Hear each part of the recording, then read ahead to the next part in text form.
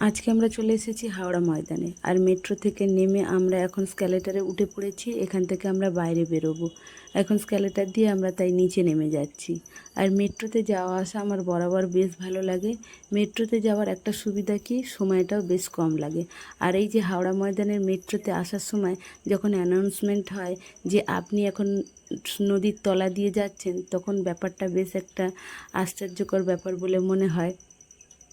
আর এই যে এখন আমরা হাওড়া ময়দান মেট্রো স্টেশনে পৌঁছে চলে এসেছি। এই যে লেখা আছে হাওড়া ময়দান।